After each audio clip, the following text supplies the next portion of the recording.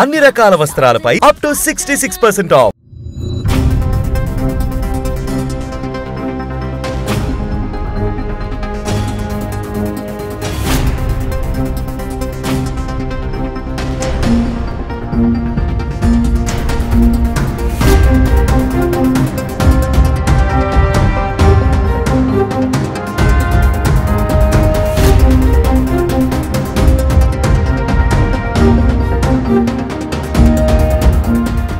అందరికీ నమస్కారం. నేను స్వరూపపట్లపల్లి. Welcome to Suman TV. కర్ణాటకలోని ప్రముఖ పుణ్యక్షేత్రమైన ధర్మస్థల మీద అనేక తీవ్రమైన ఆరోపణలు వెల్లువెత్తుతూ ఉన్నాయి. అసలు ధర్మస్థలలో తాంత్రిక పూజలు జరుగుతూ ఉంటాయా? అలాగే ధర్మస్థలకు దశ మహావిద్యలకు సంబంధం ఏంటి? అక్కడ ఆడపిల్లలను పూజలు చేసి బలిస్తూ ఉన్నారా? ఇప్పుడు సిట్ జరుపుతున్న తవ్వకాల్లో బయటపడుతున్న అవశేషాలు ఎవరివి? తమ తప్పు లేకపోతే గాగ్ ఆర్డర్ తీసుకురావాల్సిన అవసరం ఏంటి? ప్రస్తుతం నాతో పాటు ఉన్నారు అనలిస్ట్ అనిల్ ఏకేవి గారు. ఆయన గతంలో ధర్మస్థలలో పర్యటించారు, అక్కడి పరిస్థితులను కళ్ళారా చూశారు. అక్కడ ఏం జరుగుతుంది, ఎలాంటి పూజలు చేస్తారు అనేది ఆయనకు బాగా తెలుసు. అనిల్ గారితో మాట్లాడి ఈ రోజు ధర్మస్థల గురించి ఎవరికీ తెలియని ఎన్నో విషయాలను తెలుసుకుందాం. నమస్తే అనిల్ గారు. మీరు చూస్తూ ఉన్నారు కదా, ధర్మస్థల మీద గత కొద్ది రోజులుగా ఎన్ని రకాలైన ఆరోపణలు వస్తున్నాయో, ప్రస్తుతం తవ్వకాలు కూడా జరుగుతున్నాయి. దీని మీద మీ అభిప్రాయం, రివ్యూ ఏంటి? మన దేశంలో మోస్ట్ హ్యాపెనింగ్ ఇష్యూ ఈవెంట్ ఏదంటే ధర్మస్థలే. కాకపోతే దానికి గాగ్ ఆర్డర్లు ఉన్నాయి కాబట్టి చర్చించే వెసులుబాటు మనకు కానీ మిగతా మెయిన్ స్ట్రీమ్ మీడియా కానీ లేదు. మనం పూర్తి స్థాయిలో దాన్ని చర్చించడానికి, పెద్దగా వ్యక్తుల పేర్లు తీసుకొని మాట్లాడడానికి అవకాశం లేనంత కట్టుదిట్టమైన గాగ్ ఆర్డర్ తెచ్చుకున్నారు అందరూ. సో ధర్మస్థలి వ్యక్తుల గురించి కానీ అక్కడ ఉన్న వ్యవస్థల గురించి కానీ కాసేపు మాట్లాడడం మానేసేయాలి మనం కూడా, ఎందుకంటే అది చట్టవిరుద్ధం అవుతుంది. కానీ మనం ఇక్కడ ఆలోచించాల్సింది ఏంటంటే, ఒక పుణ్యక్షేత్రము, పవిత్రమైన స్థలము, ఎంతోమంది మనోభావాలకు సంబంధించిన ఒక ప్రాంతంలో గత కొద్ది కాలంగా ఎంతో కాంట్రవర్సీ జరుగుతుంది. ఈ రోజు కొత్తగా జరగట్లేదు ఇది. 10 ఏళ్ల క్రితం ఒక అమ్మాయి అదృష్టం కావడము, దాని తర్వాత ఇంకో అమ్మాయి అదృష్టం కావడం, దాని తర్వాత కొన్ని శవాలు దొరకడము, దాని మీద కాంట్రవర్సీ అనేది ఈ రోజు కొత్తగా ఏమీ లేదు. ఇది ఎప్పటి నుంచో దీన్ని తొక్కబడిన సమస్య ఇది. ఇప్పుడు సడన్గా ఏంటంటే అందులో పనిచేసే ఒక వ్యక్తి బయటికి వచ్చి నాకు నిజాలు తెలుసు, నాకు మనస్సాక్షి అంగీకరించట్లేదు, I want to speak out the truth అని అన్నారు. దానికి మళ్ళీ ఒక గాగ్ ఆర్డర్ విసురుకున్నారు. Then it is what you call now ప్రజల నోట్లోకి వెళ్ళిపోయింది, సోషల్ మీడియాలోకి వెళ్ళిపోయింది, ప్రభుత్వాల మీద ఒత్తిడి వస్తుంది. కానీ ఇలా సిట్ వేసినంత మాత్రాన, లేకపోతే నలుగురు వెళ్ళి పోలీస్ ఎంక్వైరీ చేసినంత మాత్రాన దీని గురించి పూర్తి స్థాయి విచారణ జరగదు. మనకు తెలిసింది ధర్మస్థల పోలీస్ స్టేషన్ లేదు. ఇప్పుడు మన తెలుగు రాష్ట్రాల్లో చిన్న గ్రామాల్లో చూసినా సరే మీకు పోలీస్ స్టేషన్లు ఉంటాయి. ఎస్పెషల్లీ యాదాద్రి లాంటి చిన్న దేవస్థానాలు ఇప్పుడు పెద్దగా కావచ్చు, బట్ ఒకప్పుడు చిన్న దేవస్థానం అయినా సరే అక్కడ పోలీస్ స్టేషన్ ఉండేది. మన పేరున్న దేవస్థానాలలో కంపారిటివ్లీ ధర్మస్థలతో కంపేర్ చేస్తే చిన్నవి అయినా సరే అక్కడ మీకు కావాల్సినంత శాంతి భద్రతలో పోలీస్ స్టేషన్స్ ఉన్నాయి. బట్ ధర్మస్థలలో పోలీస్ స్టేషన్ లేదు. అక్కడ ఏం జరుగుతున్నాయి, అక్కడ జరిగిన అకృత్యాలు ఏంటి, అక్కడ జరిగిన అత్యాచారాలు ఏంటి అనే విషయం సమాజానికి తెలియదు. కాకపోతే ఏంటంటే ఒక వ్యక్తి వచ్చి విజిల్ బ్లో చేశారు. ఎవరైతే వ్యక్తి వచ్చి బయటకు మాట్లాడారో అతన్ని మనం విజిల్ బ్లోయర్ అనాలి. అతను విజిల్ బ్లో చేసిన తర్వాత ప్రజా సంఘాలు కానివ్వండి, మీడియా కానివ్వండి, మెయిన్ స్ట్రీమ్ జర్నలిస్టులు కానివ్వండి, మీలాంటి వాళ్ళు, అలాంటి వాళ్ళు అందరూ కూడా మాట్లాడడం మొదలుపెట్టారు. దీని గురించి విచారణ మటుకు ఒక సిట్ ద్వారా మొదలైంది. ఇందులో ఉన్న పెద్దవాళ్ళు ఏంటి, అసలు ఏం జరిగింది అనే విషయం మీద మనము సమగ్రంగా ఆలోచిస్తే దేర్ ఆర్ 2 థింగ్స్ ఇందులో. ఒకటి, వీళ్ళని శాంతి అంటే సైకోపాథెటిక్గా ఈ అమ్మాయిని తీసుకెళ్ళి హత్యలు చేసి పాతి పెట్టేశారు అనేది ఒక విషయము. రెండోది, ఆ స్థలాన్ని ఎందుకు ఎంచుకున్నారు. There are 2 things. మీకు మల్నాడు ప్రాంతంలో, ఎస్పెషల్లీ కోస్టల్ కర్ణాటకలో, అటు పైనుండి బంట్వాల్, హొన్నావర్ అటు నుంచి తీసుకుంటే, ఉడిపి నుంచి పైన తీసుకుంటే కింద మీకు కేరళ వరకు కూడా ఈ స్ట్రెచ్ అవుతుంది. 500 కిలోమీటర్ స్ట్రెచ్లో మీకు ధర్మస్థలి ఒక సెంటర్లో, ఎపిక్ సెంటర్లా కనపడుతుంది. ఇవన్నీ ధర్మస్థలి చుట్టూ జరిగాయి. బట్ ఒక ధర్మస్థలనే కాదు, గతంలో మనకు హొన్నావర్లో కానివ్వండి, అటు కేరళ ప్రాంతంలో కానివ్వండి, లేకపోతే కొన్ని బంట్ వాళ్ళు ఇటువంటి కానివ్వండి, ఇలాంటి సంఘటనలు జరిగినట్టు మనకు ఆధారాలు ఉన్నాయి. ఇలాంటి మెయిన్ ఈ ధర్మస్థలిని ఎపిక్ సెంటర్ కావడం కారణం ఏంటంటే పక్కన నేత్రావతి నది ఉంది. ఎంతమందిని అక్కడ హత్యలు చేసి ఆ నదిలో పారేశారో తెలియదు. ఎంతమందిని చంపేసి ఆ అమ్మాయిల పట్ల అత్యాచారాలు చేసి ఆ చుట్టుపక్కల ప్రాంతాల్లో పాతి పెట్టారో తెలియదు. అది విశాలమైన ప్రాంతం. అది ఒక 5-10 కిలోమీటర్లు లేదు. అది మీకు దాదాపుగా ఒక 20-30 కిలోమీటర్ల పరిధిలో ఉన్న చిన్న ఒక అడవి. అక్కడ ఎక్కడెక్కడ చంపి పాతి పెట్టారో మనకు తెలియదు. సో దీన్ని సుప్రీంకోర్టు ఖచ్చితంగా ఒక సుమోటో కేసు కింద తీసుకొని భారీ స్థాయిలో సిబిఐ ఎంక్వైరీ పెడితే గానీ మనకు నిజాలు బయటికి రావు. అనిల్ గారు, మీరు గతంలో ధర్మస్థల వెళ్లారు, అక్కడి పరిస్థితులను కళ్ళారా చూశారు. అక్కడ ఏదో ఒకటి దీని గురించి చర్చ అయితే నడుస్తూ ఉంటుంది కదా, అక్కడ ఏం చెప్పుకుంటూ ఉంటారు స్థానికులు? జనరల్ గా నేను 10 ఏళ్ల క్రితం 12 ఏళ్ల క్రితం చాలా డెప్త్ గా ఆ ఏరియాలో ప్రయాణం చేశాను. ఇన్ఫాక్ట్ అక్కడ నుంచి మీకు డీప్ ప్రాంతాల్లో కూడా వెళ్ళాను. కేరళ లాంటి ప్రాంతాల్లోకి ఉద్యోగరీత్యా ప్రయాణాలు చేసినప్పుడు చాలా ప్రాంతాల్లో వెళ్ళాను. Dharmasthala itself is a very mysterious place. అక్కడ చాలా మంది మాట్లాడేందంటే, మీకు చాలా మంది కేరళ నుంచి వచ్చిన వామాచార వీళ్ళు ఎవరైతే ఉంటారో, నంబుద్రులు ఉంటారో, వాళ్ళు మీకు వామాచారం తాలూకు అతి తీవ్రమైన తాంత్రిక హోమాలు చేస్తారు. అంటే మనం దీన్ని 2 రకాలుగా ఆలోచిద్దాం. ఇందాక అనుకున్నట్టు, ఒకటి అత్యాచారాలు, అంటే జనరల్గా పాలక మండలికి సంబంధించిన వాళ్ళు, లేకపోతే అక్కడికి వచ్చిన టూరిస్టులకు వచ్చిన అమ్మాయిల్ని ఎత్తుకుపోయి, లేకపోతే ఆ చుట్టుపక్కల వాళ్ళు, ఆ ప్రాంతంలో ఉండే వాళ్ళు అమ్మాయిల్ని మానభంగాలు చేసి, హత్యలు చేసి పాతి పెట్టారు అనేది ఒకటి. ఇది ప్యూర్ సైకోపాథెటిక్ చర్య, అంటే ఇది శాంతి భద్రతలకు సంబంధించిన చర్య. రెండోది, పెద్దవాళ్ళు ఇన్వాల్వ్ అయ్యారు ఇందులో, రకరకాల పూజలు హోమాలు చేయించుకున్నారు, రకరకాల క్రతువులు చేయించుకున్నారు, రకరకాల యక్షిణి హోమాలు చేయించుకున్నారు అనేది రెండో పర్స్పెక్టివ్. ఒకవేళ ఇది ఒక సైకిక్ పాతిక్ చర్య అయి ఉంటే అది ఈ మధ్య కాలంలో మొదలై ఉంటుంది. 15-20 సంవత్సరాల నుంచి పెద్దవాళ్ళు, లోకల్గా ఉండే పెద్దవాళ్ళు చేసేసి అమ్మాయిల్ని పాతి పెట్టుంటారు అని మనం అనుకుందాం. రెండో పర్స్పెక్టివ్ దృష్టిలో పెట్టుకుంటే ఈ రోజు మొదలు కాలేదు, ఇప్పుడు 100 సంవత్సరాల క్రితమే మొదలై ఉంటుంది. అంటే ఈ హోమాలు, యజ్ఞాలు, తాంత్రిక పూజలు, శవ పూజలు, శవాల మీద కూర్చొని పూజలు చేయడము, తర్వాత అమ్మాయిలతో సంభోగించడము, అమ్మాయిల్ని పాతి పెట్టడం, ఇలాంటివన్నీ కూడా తాంత్రిక చర్యల్లో ఉన్నాయి. మీ యక్షిణి తీసుకుంటే, మీ స్పెషల్లీ కేరళ చాలా దగ్గర ప్రాంతం, ఇది వాయనాడికి వెళ్ళి చాలా దగ్గర ప్రాంతం ధర్మస్థలి. ఈ కేరళ లాంటి ప్రాంతంలో ఇలాంటివి చాలా జరిగాయి. సాధారణంగా మనం ఈ తాంత్రిక విద్యలకు సంబంధించి కామాఖ్య అని అనుకుంటాం కదా, ధర్మస్థల గురించి ఇలాంటివి పెద్దగా వినికిడిలో లేవు. కామాఖ్యలో మళ్ళీ అదే అనుకుందాం, సదాచారం, వామాచారం 2 రకాల వేరు ఉంటాయి. స్పిరిచువాలిటీ 2 ఉంటాయి. ఒకటి ఎక్స్ట్రీమ్ స్పిరిచువాలిటీ ఉంటుంది, ఒకటేమో మీకు తపస్సు టువర్డ్స్ రెనెసెన్స్ వైపు వెళ్ళే స్పిరిచువాలిటీ ఉంటుంది. ఈ ఎక్స్ట్రీమ్ స్పిరిచువాలిటీలు ఏంటంటే, మీకు ఈ పూర్తి స్థాయి కొంచెము ఉద్రేకపూర్వకమైన సంబంధించినవి, అంటే ఎస్పెషల్లీ యక్షిణి పూజలు ఏవైతే ఉంటాయో, దశమా విద్యలో మీకు మొత్తం 10 మంది అమ్మవార్లలో కొంతమంది ఎక్స్ట్రీమ్ లెవెల్స్లో ఉంటారు. ఫర్ ఎగ్జాంపుల్ చినమస్తా అని ఉంటారు, ఆ దేవత ఉంటుంది, ఎక్స్ట్రీమ్ అనమాట, బగలముఖి శాంతియుతంగా ఉంటుంది. అట్లా తారాదేవి శాంతియుతంగా ఉంటుంది. అట్లా మీకు రకరకాల పద్ధతులు ఏర్పరుస్తారు. ఇక్కడ ఏ దేవత ఆరాధన జరిగింది అని అనుకున్నప్పుడు, యక్షిణికి సంబంధించిన 60 రకాలుగా ఉన్నారు యక్షిణిలో. అందులో ఏ యక్షిణిని వీళ్ళు దృష్టిలో పెట్టుకొని చేశారో మనకు తెలియదు, ఒకటి. రెండోది, మీకు అక్కడ చేసే వాళ్ళు ఎవరైతే ఉంటారో, ఈ తాంత్రిక పూజలందరూ రకరకాల యక్షిణి పూజలు చేస్తారు. కర్ణపిశాచి కూడా వన్ ఆఫ్ ది యక్షిణి. కుబేర హోమం కూడా, కుబేరుడు కూడా యక్షుడి కిందే వస్తాడు. కుబేర హోమాలు, లక్ష్మీ కుబేర హోమం చేస్తారు, ఉట్టి కుబేరుని చేస్తారు. అది సదాచరణలో వస్తుంది, మామూలు పూజలు చేసుకోవడం. బట్ తాంత్రిక పద్ధతిలో కూడా చేసే వాళ్ళు ఉంటారు. మనకు కూడా తెలుసు, గతంలో తెలుగు రాష్ట్రాల్లో చాలా మంది ఇలాంటి పూజలు చేసినట్టు బయటపడ్డాయి. గ్రామాల్లో మనం బాణబతి, చేతబడి, మనం ఇలాంటివి వింటాం కదా. ఇందులో మీకు హత్యలు లేకపోతే ఇలాంటివి ఏమి కనపడవు.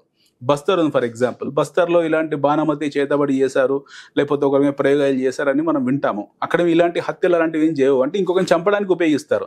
ఇక్కడ అది కాదు, డైరెక్ట్గా మీకు ఈ అడవుల్లో, కేరళ అడవుల్లో, లేకపోతే ధర్మస్థలి చుట్టుపక్కల ఉన్న హోన్నావర్ అడవుల్లో ఏం జరుగుతాయంటే, అంటే నేను విన్నే చెప్తున్నాను వ్యక్తిగతంగా, ఇక్కడ అమ్మాయిలతో, ఎస్పెషల్లీ అమ్మాయిల్ని టార్గెట్ చేసి, కన్యకాస్త్రీలను టార్గెట్ చేసి వాళ్ళతో వీళ్ళు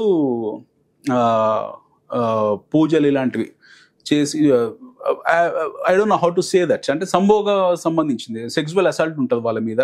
అమ్మాయిల మీద కూర్చొని హోమాలు చేసి తర్వాత చంపేసి ఎక్కడో పాతి పెట్టేసి ఆ కార్యక్రమం ఫినిష్ చేస్తారు. మనకు తెలుగు సినిమాలో 1-2 మూవీస్లో చూసాం ఇలాంటివి, మనం ఈవెన్ తమిళ మూవీస్లో కూడా చూసాం. ఇది ఊరికేనే రాలేదు, ఇలాంటివి ఉన్నాయి కాబట్టి వచ్చాయి. సో అలాంటివి జరుగుండొచ్చు. And most of the time this girls been dumped in to the water. Netravati నదిలో పారేయడం, లేకుంటే చుట్టుపక్కల పాతి పెట్టడం, ఇలాంటివి జరుగుంటాయి. నేత్రావతి నది itself is very mysterious. మనం కాఫీ డే అధినేతను చూసుకుంటే, అతను కూడా నేత్రావతి నది మీద అక్కడికి వెళ్ళి చూసి అందులో దూకి ఆత్మహత్య చేసుకున్నారు. That was a mysterious suspicious death. మనం ఇంతవరకు తేలలేదు ఆయన సూసైడ్ చేసుకున్నారా, లేకపోతే నది ఏమైనా పారానార్మల్గా అతన్ని అట్రాక్ట్ చేసిందా, లేకపోతే ఏదైనా అదృశ్య శక్తి అని తోసిందా మనకు తెలియదు. We don't know. ఇప్పుడు ఇలా మాట్లాడుతున్నాను చెప్పి హాస్యాస్పదం కూడా ఉండొచ్చు, ఏంటి సూపర్ న్యాచురల్ మాటలు మాట్లాడుతున్నాను, వీ డోంట్ నో. మనకు తెలియదు ప్రతి సూపర్ న్యాచురలే. సో వీళ్ళు కూడా, ఈ పెద్దవాళ్ళు పెడుతున్నారో వీళ్ళు కూడా కొంచెం ఒక మల్టీ డైమెన్షనల్ యాక్టివిటీస్ చేసి ఉంటారు డెఫినెట్లీ. అలా నిప్పులేందే పొగరాదన్నట్టు ఖచ్చితంగా ఏదో జరిగింది. సో వీళ్ళు అడవుల్లోంచి, అంటే ఎస్పెషల్లీ కేరళ అడవుల్లో అక్కడ నుండి ఎవరైతే ఉంటారో ఈ ఘోరంగా ఇలాంటి క్రతువులు చేసే వాళ్ళు వచ్చి ఈ స్పాట్ని ఎంచుకొని ఓకే ఈ స్పాట్ని ఎంచుకున్న తర్వాత ఇక్కడ ఇలాంటి యాక్టివిటీస్ చేసినట్టు అక్కడెక్కడ మాట్లాడుకుంటున్నారు. బహిరంగంగా ఎవరు మాట్లాడే ధైర్యం చేయట్లేదు. బట్ మీరు ధర్మస్థలి చుట్టుపక్కల వెళ్ళి ఒకసారి ఒక మరి రెక్కి చేసి ఒక 4 రోజులు తిరిగితే మీకు 10 మందిని పరిచయం చేస్తారు. ఈ పలానా వ్యక్తి ఈ తాంత్రిక హోమం చేస్తాడు, పలానా వ్యక్తి ఈ హోమం చేస్తాడు, మీకు 10 మందిని పరిచయం కూడా చేస్తారు అక్కడ. So you have this activities happening across that location. దీనిలో ఆశ్చర్యపోవాల్సింది ఏమీ లేదు. పెద్ద పెద్ద రాజకీయ నాయకులు కావచ్చు, మైనింగ్ మాఫియా కావచ్చు, ఓకే ఈ మైనింగ్ రిలేటెడ్ వాళ్ళు దేవస్థానాలే మార్చేస్తారు. ఒక విషయం చెప్పాలంటే వాళ్ళకి ఇలాంటి హోమాలు చేయించుకోవడం పెద్ద కష్టం కాదు. పొలిటీషియన్స్ హత్యలు చేయించే వాళ్ళు ఎంతోమంది ఉన్నారు, వాళ్ళకి ఇలాంటి పెద్ద కాదు. వ్యాపారవేత్తలు ఎంతకంటే ఇస్తారు, ఫిలిం ఇండస్ట్రీ వాళ్ళు ఉన్నారు. సో అన్ని రకాల వ్యక్తులు ఇందులో ఇన్వాల్వ్ అయ్యారు. సో అందువల్ల మీకు గాగాడర్లు వస్తూనే ఉంటాయి, మరి రాకుండా ఎందుకు ఉంటాయి? అనిల్ గారు, ఇప్పుడు మీరు చెబుతున్నదే నిజమైతే వందలాది మంది అమ్మాయిలు గనక అదృశ్యమై అక్కడ హత్యకు గురై వాళ్ళని పూడ్చిపెడితే మరి ఆ మిస్సింగ్ కేసులన్నీ ఏమైపోయినట్టు ఎవరు పట్టించుకోలేదా? ఎవరు పట్టించుకోలేదు. మరి ఎక్కడ పట్టించుకున్నారు చెప్పండి? 10 ఏళ్ల నుంచి ఒక అమ్మాయి విషయంలో పోరాటం జరుగుతుంది. అందులో స్వయంగా రాష్ట్రీయ స్వయం సేవకు సంబంధించిన కార్యకర్తని అందులో ఇన్వాల్వ్ అయ్యి ఆ అమ్మాయికి న్యాయం చేకూరాలని యుద్ధం చేస్తున్నాడు, పోరాటం చేస్తున్నాడు. ఎక్కడ న్యాయం జరిగింది? ఎవరు నోరు మోయిస్తున్నారు పెద్దవాళ్ళు. నేను అనేది ఏంటంటే ఒక పర్టికులర్ సంస్థను, ఒక పర్టికులర్ మఠమో లేకపోతే ఒక పర్టికులర్ యూనిటో ఇందులో ఇన్వాల్వ్ కాలేదండి. చాలా మంది ఇన్వాల్వ్ అయ్యారు. అంటే ఎవరు వాళ్ళు ఇండిపెండెంట్గా చేయించుకున్నారేమో. ఇప్పుడు ఫర్ ఎగ్జాంపుల్ మీరు ఒక చోటికి బస్తర్ వెళ్ళారు. బస్తర్లో మీకు 20 మందో 30 మందో తాంత్రికులు ఉంటారు. 20-30 మంది తాంత్రిక హోమాలు చేసే వాళ్ళకు ఎవరి యూనిట్ వాళ్ళకు ఉంటుంది. అట్లా ఇక్కడ ఎవరి యూనిట్ వాళ్ళకు ఉన్నట్టుంది, మనకు తెలియదు. ఇందులో ఇన్వాల్వ్ అయిన వాళ్ళు ఎవరు అనే విషయం మనం చెప్పడం లేదని. చాలా మంది ఇన్వాల్వ్ కావచ్చు ఆ స్థల పురాణాన్ని బట్టి. ఓకే అక్కడ మీకు ఇప్పుడు కాదు, ఒక 1000 years బ్యాక్, ఆల్మోస్ట్ ఒక 800,000 years బ్యాక్ అక్కడ మీకు కాలభైరవ పూజలు జరిగే ప్రాంతం అది అతి తీవ్రమైన ప్రాంతము. మీకు చిన్న ఎగ్జాంపుల్ చెప్తాను. ఫర్ ఎగ్జాంపుల్ మన శ్రీశైలం ఉంది. శ్రీశైల గర్భగుడిలోకి వెళ్ళగానే మీకు ఒక నందీశ్వరుడు కనపడతాడు. ఒక లోన ఒక బోడే ఉంటుంది. ఇక్కడ గతంలో వీరశైవలు అతి తీవ్రమైన శివ హోమాలు చేసి లేదా శివుని ప్రత్యక్షం చేసుకోవడం కోసము ఏమంటారు గండు కత్తెరలతో వాళ్ళు నాలుకను కత్తిరించుకునే వాళ్ళు, చేతులను కత్తిరించుకునే వాళ్ళు, గొంతులను కుత్తుకలను కోసుకొని శివుని ప్రత్యక్షం చేయించుకోవడం కోసం ఇక్కడ ఆత్మార్పణ చేసుకునే వాళ్ళని మీకు బోర్డే ఉంటుంది. శ్రీశైలం పుణ్యస్థలంలో దేవస్థానంలో గర్భగుడిలో ఉంటుంది. టాక్మెంట్ ఈ రోజు మీరు వెళ్ళి చూస్తే మీకు కనపడుతుంది అక్కడ బోర్డు. ఇక్కడ గతంలో ఈ స్పాట్లోనే ఆత్మహత్యలు చేసుకునే వాళ్ళు, ఈ స్పాట్లోనే వాళ్ళు ప్రాణత్యాగం చేసేవాళ్ళు, కాళ్ళు చేతులు తలలు నరుక్కునే వాళ్ళు శివ ప్రత్యక్షం కోసం. టాకింగ్ అబౌట్ 500-700-800 years బ్యాక్ జరిగిన క్రతువు గర్భగుడిలో. సో ఇది ఎక్కడ? మన కృష్ణా తీరంలోనే. అది నేత్రావతి పక్కనే మీకు కేరళ వామాచారాలు చేసి అతి తీవ్రమైన క్రతువులు చేసే నమ్ముదులుండే ప్రాంతం ఆ ఏరియా. ఈ రోజు కూడా జరుగుతూ ఉంటాయి. అందులో జరగవు, అక్కడ ఏం జరగలేదని చెప్తే అది హాస్యాస్పదంగా ఉంటుంది. డెఫినెట్గా జరిగింది, అనుమానం కూడా లేదు. ఇవన్నీ ఊహాగానాలు. ఎట్లా అంటే రుజువులు లేవు కాబట్టి ఊహాగానాలు.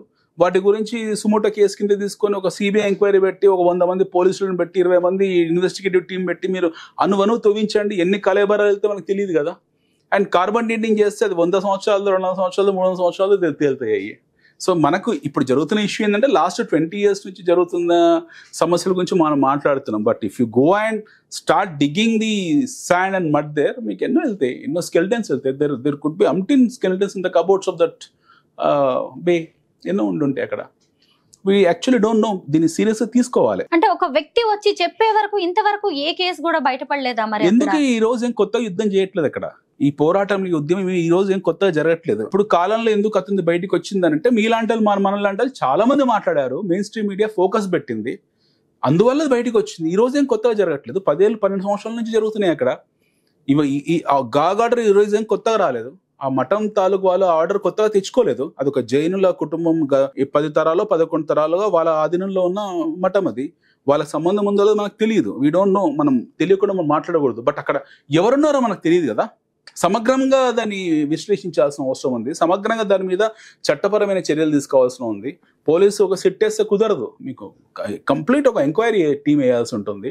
మీకు ఒక రా సిబిఐ ఇంకా ఏజెన్సీస్ లాంటి దిగాల్సి ఉంటుంది. పూర్తిగా తవ్వాలి. దీన్ని సుమోటాగా తీసుకోవాలి. హైకోర్టు డైరెక్ట్ సుప్రీంకోర్టు తీసుకోవాలి సుమోటాగా. దీన్ని తీసుకొని దీని గురించి పూర్తి స్థాయిలో మీరు ఎంక్వైరీ చేస్తే మీకు ఒక్క విషయం, ఇప్పుడు నేను చెప్పిన 1 డైనమిక్ కాదు, మీకు 10 డైనమిక్స్ బయటకు వెళ్తాయి అందులో. ఇందులో నేను I'm talking about one perspective. ఏంది, అక్కడ నుంచి వీళ్ళు వచ్చారు, ఇక్కడ క్రతువులు చేయించుకున్నారు, దశమా విద్యలు లేకపోతే మన వామాచారాల గురించి మాట్లాడాము. ఇంకేమన్నా మనకు తెలియదు కదా. We don't know what exactly is ఇందులో ఇన్వాల్వ్ అయిన మాఫియా ఎవరు, వాళ్ళు ఎన్ని తరాలుగా ఇన్వాల్వ్ అయ్యారు, అసలు ఎవరు ఇది చేస్తున్న వాళ్ళంతా ఎవరు, మిస్ అయిన ఆడపిల్లలు ఎవరు, వాళ్ళ కేసులు ఎందుకు తీసుకోలేదు, కేసులు ఫైల్ చేయడానికి ఆడపిల్లల తల్లిదండ్రులు వెళ్తే వాళ్ళని కొట్టి బయటికి ఇసిరేశారు, అసలు వీళ్ళు ఎందుకు అలా చేశారు, ఇది కదా జరగాల్సిన ఎంక్వైరీ. అప్పుడు మీకు కావాల్సిన కంప్లీట్ డీటెయిల్స్ బయటకు వస్తాయి. బట్ అదర్వైజ్ మీరు మాట్లాడినా, నేను మాట్లాడినా, ఏ ఛానల్ మాట్లాడినా, ఏ మీడియా మాట్లాడినా వాళ్ళకున్న విజ్ఞాన పరిధి చాలా పరిమితమైంది, వాళ్ళకున్న ఇన్ఫర్మేషన్ చాలా పరిమితమైంది. మనకు పరిమితమైన ఇన్ఫర్మేషన్తో మనం అనాలిసిస్ మాట్లాడుకుంటున్నాం, అంతే తప్పిస్తే మనం పూర్తి స్థాయి సమాచారం మన దగ్గర లేదు. పూర్తి స్థాయి సమాచారం ఎవరు ఇస్తారు? ఏజెన్సీలు ఇస్తారు. ఏజెన్సీలు ఇన్వాల్వ్ కాలేదు.